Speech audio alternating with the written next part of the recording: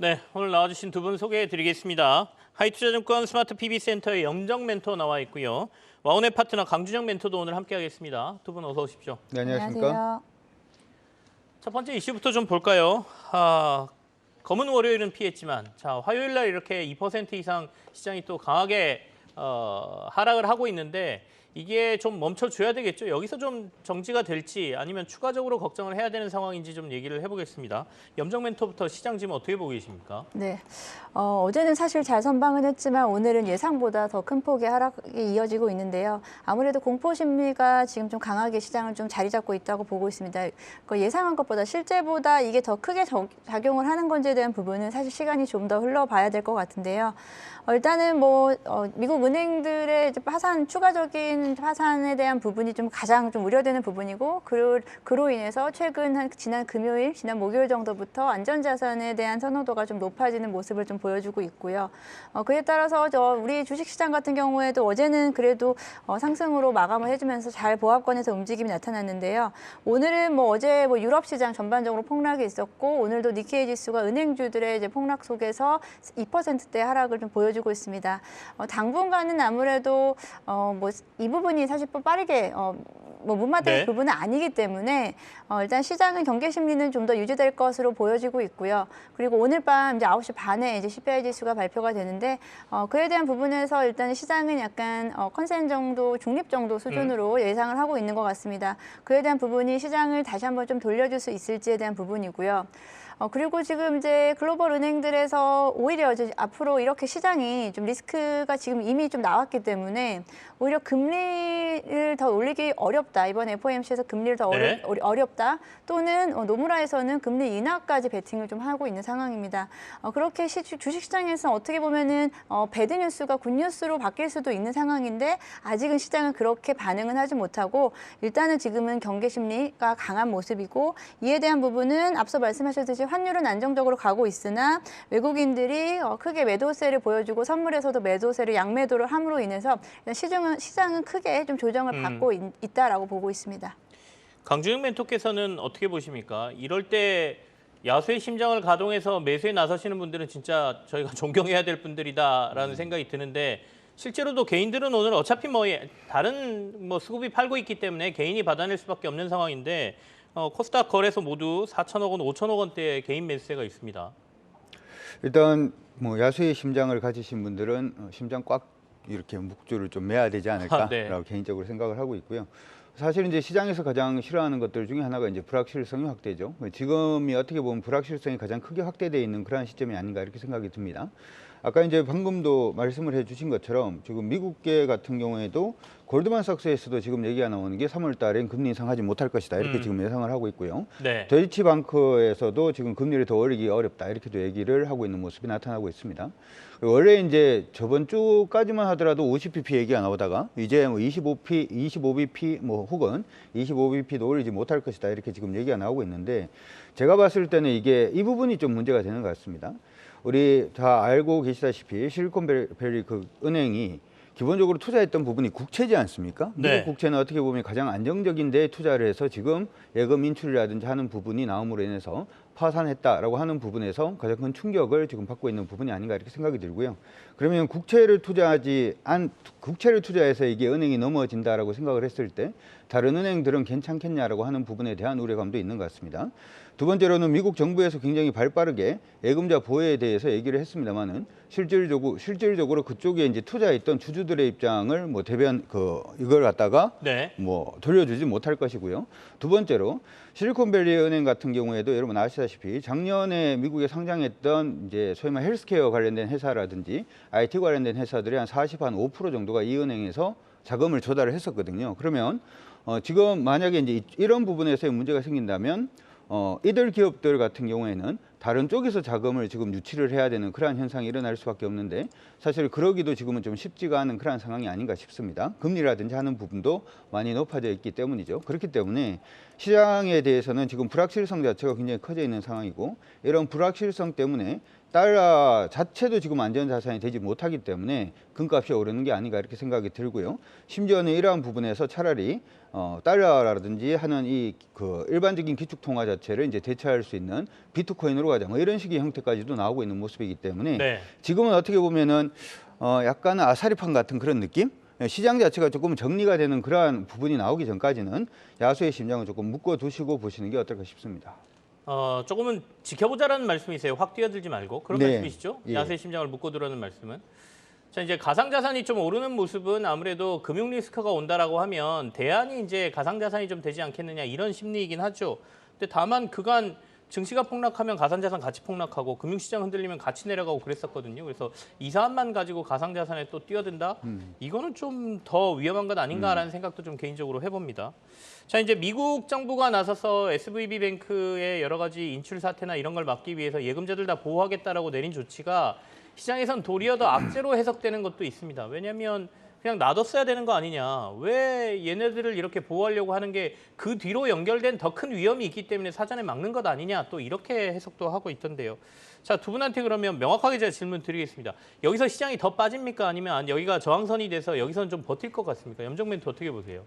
일단 오늘만 놓고 봤을 때는 일단 저점에 대한 부분에서는 다소 지금 더 추가적인 하락보다는 좀 시장이 좀 지지를 해주고 있다라고 보고 있습니다. 근데 문제는 이제 오늘 같은 추세가 얼마나 더 이어질 수 있을지, 그리고 시장이 지금까지 우리 시장 같은 경우에는 코스닥 중심의 강세장이 좀 이어졌었고, 그 중에서 사실 2차전지 쪽에서 사실 급등세가 나왔던 부분이 좀 조정이 나오면서 다른 섹터로 움직여야 될 자금들이 오히려 다 같이 빠져나가는, 한마디로 순환매가 되지 못하고 다 같이 이제 폭락해버리는 이런 시장이기 때문에 사실 이에 대한 상실감이 좀 더 크게 나타난다라고 좀 보고 있습니다. 네. 저는 일단 이번 주 같은 경우에는 일단은 뭐 오늘 CPI가 있겠지만 다음 주 FOMC까지는 지금 같은 정도 어느 정도 박스권 내에서 좀 한마디로 지금 크게 반등이 온다라기보다는 일단 이 정도 선에서 일단은 좀 오늘 같은 경우에 좀 어느 정도는 좀 마무리돼 유지될 가능성이 있다. 예, 뭐 하락폭이 좀 더 거세지는 않을 거라고 좀 보고 있는데요. 그 부분은 뭐 제가 뭐 감히 예측할 수는 없는 상황이고,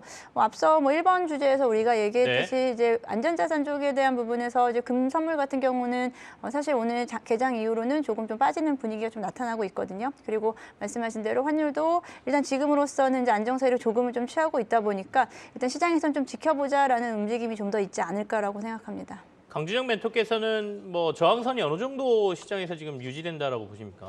저는 사실 시장이 조금 더 조정을 받을 수도 있겠다라고 생각을 합니다. 네. 시장에서 이제 가장 중요하게 지금 생각하고 있던 지표들 중에 하나가 이제 CPI라든지 하는 부분 아마 중요하게 생각을 하죠. 왜냐하면 사실 이제 2월 달 같은 경우에는 고용이라든지 하는 부분이 이제 굉장히 좀 긍정적이 아니라 좀 많이 큰 폭으로 증가하는 모습이 일단 보여서 금리를 또 좀 강하게 올리는 것이 필요하다 이렇게 이제 얘기가 나왔었기 때문에 이번에 이제 금리 수준 자체가 25bp냐 50bp냐 예전에 그 얘기로 돌아가 보자면 그 부분에서 CPI가 일단은 굉장히 중요했다 이렇게 생각을 한다면 지금은 시장이 어떻게 보면 여러 이제 투자은행에서 25bp 정도 인상할 수 있다 혹은 인상하지 못할 수도 있다라는 얘기가 나왔음에도 불구하고 시장은 지금 안정세를 못 찾고 있는 그런 모습을 일단 보여주고 있기 때문에 기존의 어떤 중요한 지표 자체가 지금 중요한가 중요하지 않은가에 대한 물음표도 저는 사실 좀 생기는 그러한 시점이 아닌가 싶고요.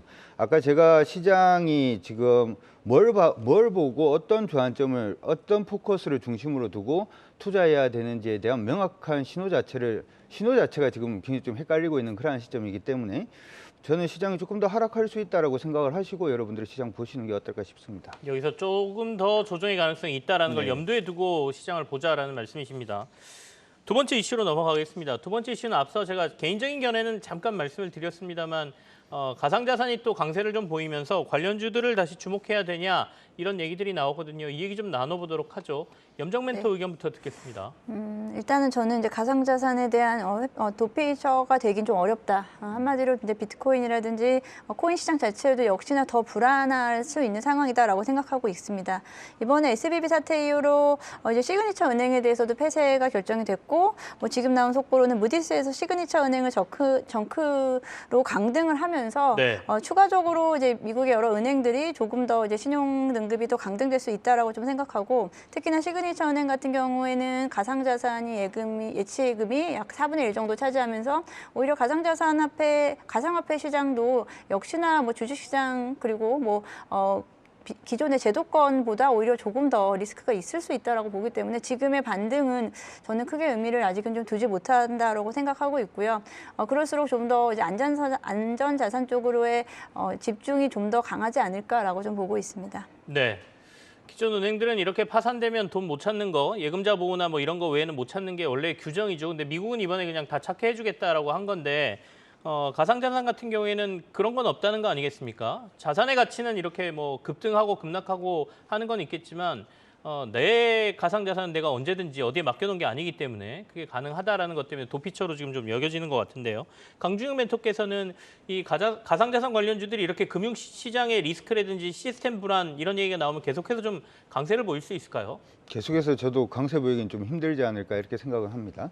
이게 원래 이제 가상자산이 처음 나오기 시작했던 배경에 다시 또 시장에서는 조금 관심을 갖는 그런 모습이 아닌가 이렇게 생각이 듭니다만은 제가 생각할 때는 뭐 트레이딩 정도로만 충분히 가능한 그러한 시점이고 여기를 그냥 뭐 달러 대신 혹은 국채 대신 뭐 투자하는 투자의 대상으로 보는 사람들은 제가 생각할 때는 그다지 많지 않으리라 생각을 합니다. 따라서 네.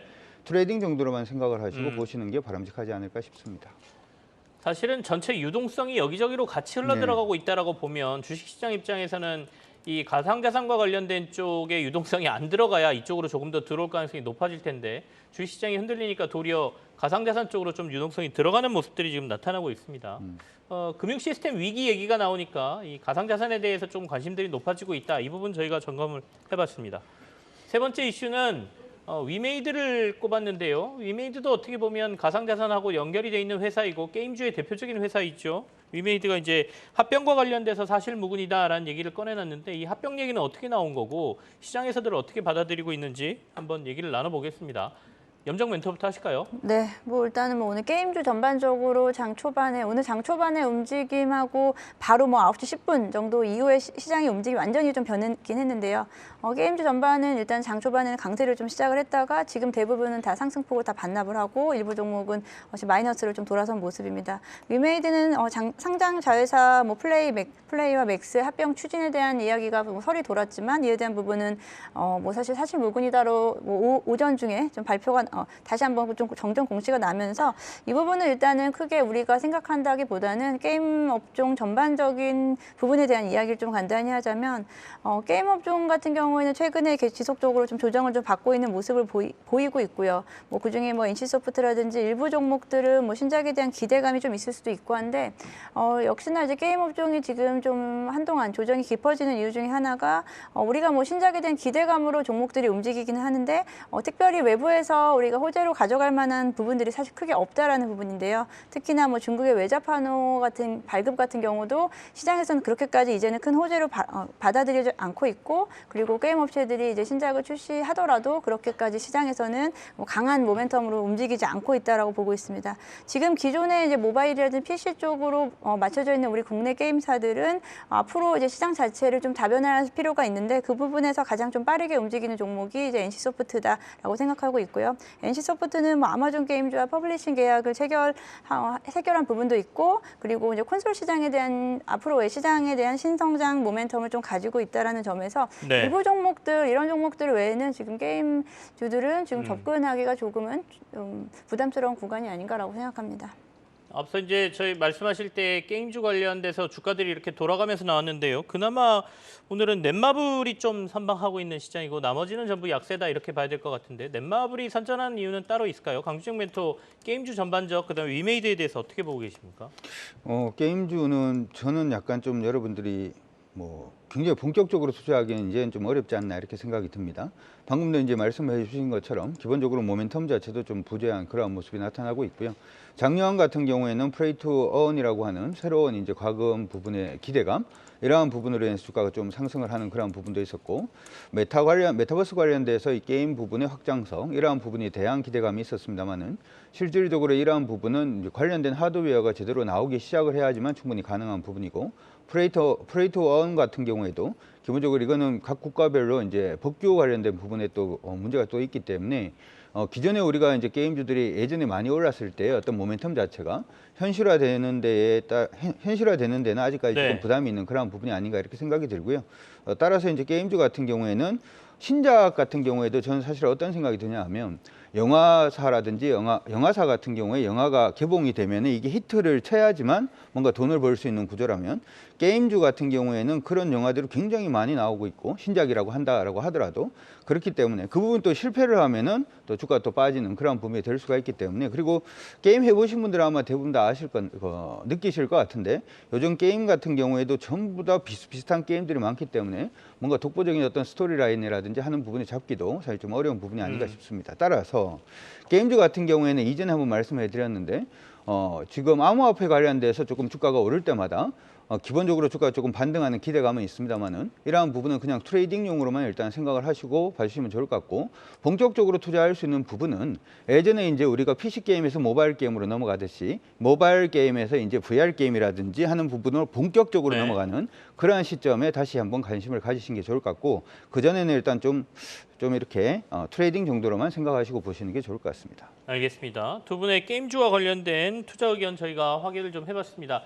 아직 본격적으로 투자하기에는 게임주의 상황이 그렇게 만만치가 않다라는 얘기를 해주셨고 어떻게 보면 폼팩터의 변화겠죠. 우리가 모바일 게임에서 뭔가 다른 쪽으로 가는 거 그게 이제 뭐 콘솔이다 말씀하시는 분도 있고 방금 전에 말씀하신 VR 기기 같은 게 나오면서 VR 게임으로 가는 것 이때 변화에 편승해서 게임 잘 만들고 하는 쪽을 좀 관심 있게 보자라는 의견까지 저희가 확인했습니다. 다음 이슈는 OLED를 저희가 좀 뽑았는데요. 최근에 이제 OLED 소재라든지 OLED 관련 기업들에 관심을 갖자라는 증권사 보고서나 이런 얘기들이 좀 나옵니다. 시장에서 관심도 있고요. 특히 삼성전자가 다시 OLED 쪽으로 턴하는 모습들을 좀 보여주죠. TV도 OLED TV를 다시 내놓겠다고 하고요. 그 얘기 좀 들어볼까요? 염정 멘토부터 하실까요? 네, 뭐 지금 시장에서 어떻게 보면 또 소외받았던 쪽이 디스플레이 쪽이다라고 볼 수 있는데요. 최근에는 이제 작년 같은 경우에는 이제 LCD 패널에 대한 가격 하락에 대한 부분이 가장 주도했던 부분이고 다시 이제 이 부분에서 LCD 쪽보다는 지금 OLED 쪽으로의 빠른 전환이 어떻게 보면 가장 중요한 포인트다라고 볼 수 있겠는데요. 삼성전자가 OLED TV에 대한 시장에 다시 한번 문을 두드림으로 인해서 지금까지 독주했었던 LG전자의 OLED TV 쪽, 대형 OLED 쪽에 대한 부분을 이제는 조금은 좀 양분할 수 있지 않나라고 좀 생각하고 있고요. 그에 따라서 OLED 소재주 쪽에 대한 어떤 기대감이 좀 나타나고 있습니다. 그를 통해서 OLED 소재를 공급하는 종목들이 올해 좀 상승폭을 좀 키워나가는 부분이 있었고 네. OLED 종목도 소재주뿐만 아니고 OLED 관련된 종목도 뭐 LG 디스플레이도 마찬가지고요. 워낙에 작년 같은 경우에 이제 저점에 대한 부분이 강하게 나왔기 때문에 이에 대한 반등세도 좀 보여줄 수 있겠습니다. OLED 쪽이 일단 대형 OLED 쪽으로 이제 TV를 가져갈 수 있는데 TV 수요는 이제 TV 어떤 구매 주기가 5년 이상이기 때문에 일단 2020년 이후에 한번 큰 폭의 사이클을 가져갔고 그에 대한 부분에서는 지금 추가적으로 어떤 큰 이벤트는 좀 없다라고 좀 보는 상황에서 이 OLED 쪽은 이제 중소형 쪽 또는 소형 또는 이제 전장용 자동차의 디스플레이에 대한 부분이 확대됨에 따라서 뭐 전기차라든지 그리고 뭐 스마트 모빌리티 쪽에서 OLED 디스플레이에 대한 부분을 채택을 많이 하고 있기 때문에 결국은 성장할 수밖에 없는 산업이긴 한데 최근 리포트를 좀 보게 되면 OLED 시장이 이제 어느 정도 바닥권에서 올라오긴 하지만 아직까지 본격 성장세는 좀 아니다라고 좀 보고 있기 때문에 올해 하반기 또는 내년에 시장에 대한 부분이 회복이 좀 강하게 나타날 것이다라고 생각하고 있습니다. 네. 그렇기 때문에 지금 뭐 올해 같은 경우 지금 적극적인 어떤 투자 포인트라기보다는 지금 이제 바닥권에서 올라오는 종목들이 일단 단기적으로 좀 회복을 해줬고 거기서 추가적으로 뭐 실적면에서 보여주던 어떤 모멘텀이 보여줘야 되는데 추가적인 상승이 얼마나 더 이어질지는 지금 좀 더 지켜봐야 되는 시장이다. 시장은 역시나 지금 경기 위축에 대한 부분이 아직도 조금은 좀 불안하게 도사리고 있기 때문에 OLED 종목들 중에 단기간에 좀 많이 오른 종목들은 좀 비중을 좀 조절해 가면서 네. 다시 한번 좀 기회를 보면 좋지 않을까라고 생각합니다.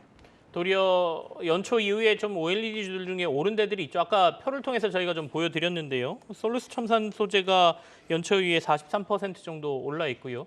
그런 데는 도리어 조정의 기회로 활용해라. 조금 이따가 들어가는 게 낫겠다. 이렇게 말씀을 주셨습니다. 강준영 멘토도 OLED 비슷한 의견 갖고 계십니까? 아니면 지금 들어갈 만합니까? 어떻습니까? 담는다면은 저는 개인적으로 OLED를 올해는 담아야 되고 지금부터 여러분들이 시작을 하셔도 나쁘지 않다라고 생각을 합니다. 시장 안에서는 저는 보통 이제 사업군 자체가 다른 사업 영역을 확장할 때가 그 사업은 다시 한번 봐야 되는 그런 부분이 아닌가라고 생각을 하는데요. 네. TV 부분은 삼성이 OLED를 시작한다라고 하는 부분은 제가 생각할 때는 단순 트리거 역할을 하는 부분이다 이렇게 생각을 하고 있고요. 사업 영역 자체가 여러분 아시다시피 이제 자동차 쪽으로 OLED가 영역을 넓혀간다라는 쪽에 여러분들이 조금 더 주목을 하시면 어떨까 싶습니다. 실질적으로 LCD를 사용을 하는 자동차도 있습니다만은 LCD 사용하고 OLED 사용하고는 기본적으로 두 가지 정도의 차이가 있는데요. LCD가 OLED보다는 전기를 더 많이 먹는 그러한 부분이 하나가 있고요. 근데 전기차가 멀리 가기 위해서는 당연히 전기 소비량 자체가 일단 적은 부분이 더 유리하기 때문에 OLED 시장이 자동차 쪽에서 조금 더 강하게 확대될 가능성이 높지 않느냐 이렇게도 생각을 해볼 수 있을 것 같습니다.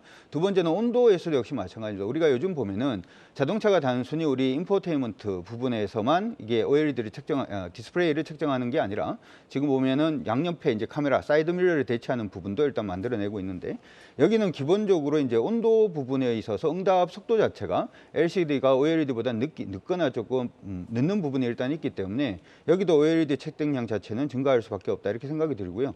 자동차 쪽에서 이렇게 OLED가 이제 성장 부분을 확대해 간다라는 점을 생각을 해본다면 이 OLED 관련된 종목군들 보셔도 좋을 것 같고 최근에 OLED뿐만 아니라 PCB라든지 관련된 그 회사들, 솔리드볼 관련된 회사들 같은 경우에도 리드 프레임 역시 마찬가지고요. 이 자동차 부분에서의 어떤 전장 부분의 성장성이 좀 확대가 되는 부분이 나타나면서 증권사에서도 긍정적인 의견 자체가 좀 많이 나오고 있는 그런 모습이 나타나고 있습니다. 따라서 이게 TV 부분은 이것도 여러분들 생각을 해주시면 좋을 것 같아요. 우리가 이제 TV 사이클 자체가 보통 5년에서 10년 정도를 일단 보고 있는데요. 올해 경기가 안 좋습니다만은 여전히 이제 베트남이라든지 아니면 말레이시아라든지 하는 소위 지금 개발도상국이라고 해야 될까요?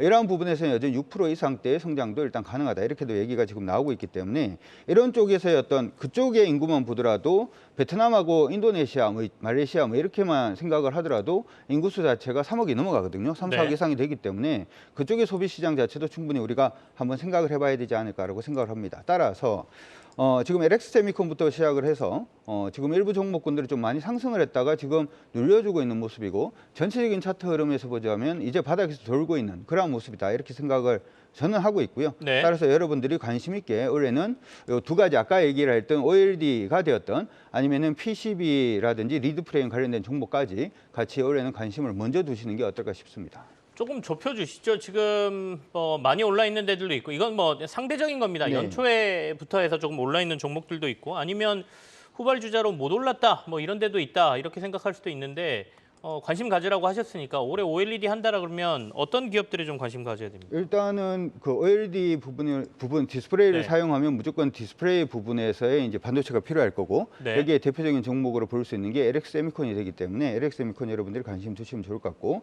그 외에는 아까 이제 많이 오른 종목으로 소개가 된 것 같은데 솔루스 첨단 소재도 제가 봤을 때는 전혀 오르지 않은 종목이 아닌가 이렇게 생각이 들고 지금 오르고 난 다음에 상당 부분 조정을 좀 많이 받았기 때문에 이제부터는 관심을 좀 두셔도 나쁘지 않다 이렇게 생각을 합니다. 알겠습니다. 이왕이면 선도 업체가 낫다라는 의미가 돼버렸네요. 결국에는 가장 연초 위에 많이 오르는 회사 솔루스 첨단 소재 그리고 LX 세미콘 올해 전체로 OLED 시장이 괜찮다라고 보면 그래도 관심 가져야 된다라는 게 이제 강준영 멘토의 의견이시고 염정 멘토는 연초에 오른 거에 대한 부담감이 있을 테니까 지금은 아닌 것 같다. 조금 더 지켜보고 가자라는 의견이었습니다. 두 분 의견이 달라서 도리어 좀 좋았던 것 같은데요. 자, 마지막 이슈 가겠습니다. 마지막 이슈는 에코프로 삼형제 얘기를 해야 되겠습니다. 오늘도 이 장에서도 에코프로는 또 강세를 보여주고 있는 상황이고요. 다만 이제 기관 투자자들이 슬슬 차익 실현을 하는 것 같다라는 얘기가 나오거든요. 이달 들어서 연기금이 에코프로 삼형제 1,300억 수준의 순매도를 했다라는 기사가 나왔는데 어떻게 봐야 될까요? 이 기관 투자자들의 매도 속에서도 강세가 좀 이어질 수 있을까요? 염정 멘토부터 하실까요? 네, 진짜 강세를 어디까지 갈지는 사실 잘 모르겠습니다. 네네. 사실 오늘도 이렇게 에코프로는 많은 종목들 중에서 홀로 또 계속해서 상승을 이어가고 있는데요. 지금 이제 모멘텀이라고 한다면 에코프로 같은 경우에는 이제 오늘 발표될 이제 CRM에 대한 부분, 초안이 가장 중요한 부분이다라고 보고 있고요. 그에 대한 부분은 이미 시장에서 아주 많이 반영이 돼 있다, 선반영이 돼 있다라고 생각하고 있습니다. 그리고 또 한 가지 또 이슈는 내일 수요일부터죠. 수요일부터 내일부터 있을 이제 코엑스에서 진행하는 인터배터리 행사가 있는데요.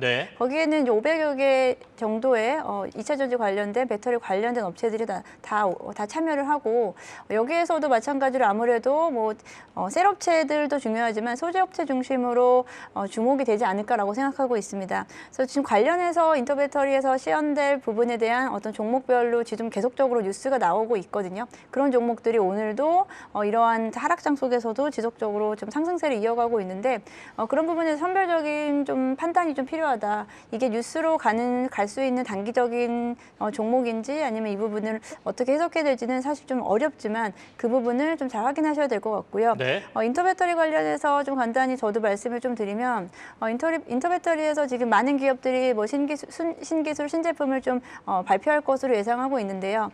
뭐 셀업체들도 물론 중요한 부분이지만 이제 소재업체들 중에서 제가 보기에는 지금 어떤 배터리의 효율성이라든지 배터리 가격 경쟁에 대한 부분이 시장에서 가장 좀 중요한 이슈가 되고 있다라고 보고 있습니다. 그래서 소재 쪽에서 도전제 쪽이라든지 그리고 최근에 주목받는 전고체 배터리 쪽에 대한 종목들을 좀 관심 있게 보시면 어떨까라고 생각하고 있고요. 네. 벌써 이와 관련된 뉴스들이 좀 쏟아져 나오고 있다는 점 확인하시면서 매매하시면 좋을 것 같습니다. 알겠습니다.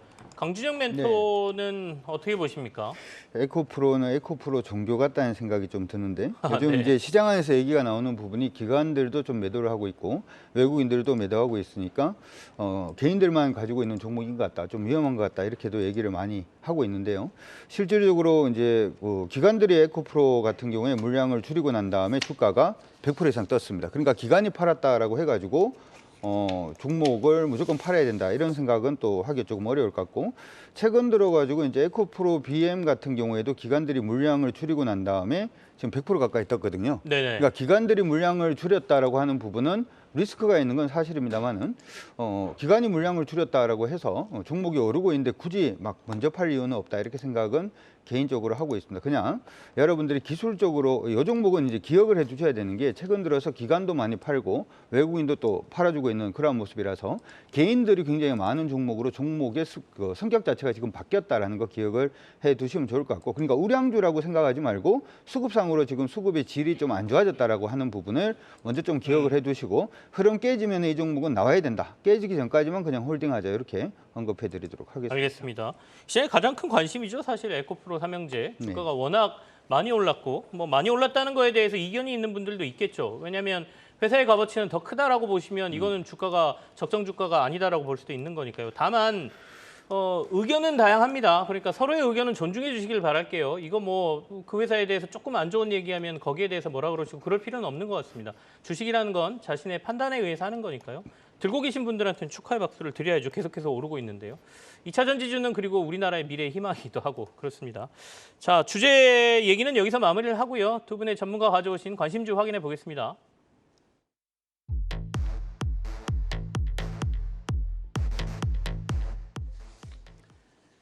네, 오늘 두 분이 가져오신 관심주 염정 멘토께서 해외 성장에 주목하자 클리오 가져오셨고요. 그리고 강준영 멘토께서는 태광 미 LNG 터미널 투자 증가에 수혜를 받을 것이다 이렇게 전망을 하고 계십니다. 클리오부터 듣겠습니다.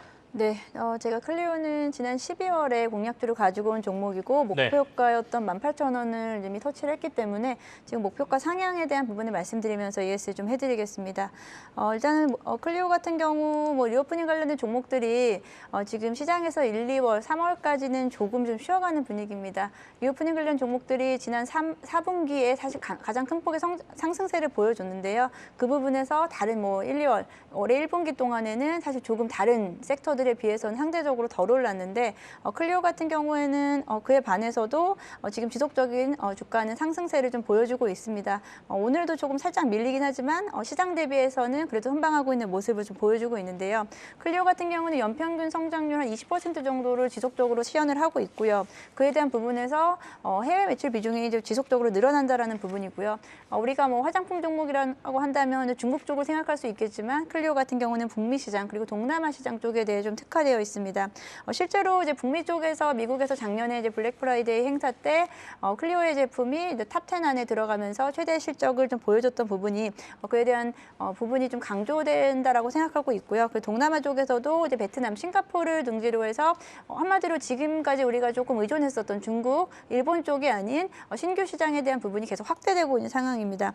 베트남, 싱가포르 등을 중심으로 해서 온라인 쇼핑몰을 집중적으로 공략하고 있고 이러한 부분에서 올해 역시도 작년과 마찬가지로 성장 부분은 매출액 영업이익 전반적으로 20% 성장세 이어갈 수 있을 거다라고 보고 있습니다.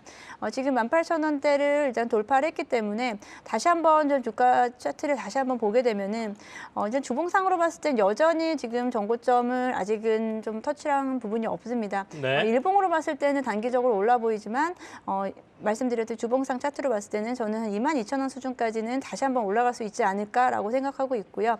지금 이렇게 만약에 시장이 전반적인 조정이 있을 때는 오히려 이렇게 실적이라든지 그리고 앞으로 또 중국 시장에 대한 한마디로 해외 시장에 대한 기대감이 있는 이런 종목들이 좀 더 강하게 움직일 수 있을 거다라고 보고요. 클리오 목표가를 좀 상향 조정해서 21,000원 제시해드리겠습니다. 알겠습니다. 클리오 목표가 21,000원에 선저가 16,500원 제시하셨으니까요. 참고하시기 바라겠습니다. 태광 가져오신 강주영 멘토 얘기 듣겠습니다. 네, 오늘처럼 시장이 약간 좀 애매한데 종목을 가지고 와야 되니까 네. 조금 부담스럽긴 합니다만 네.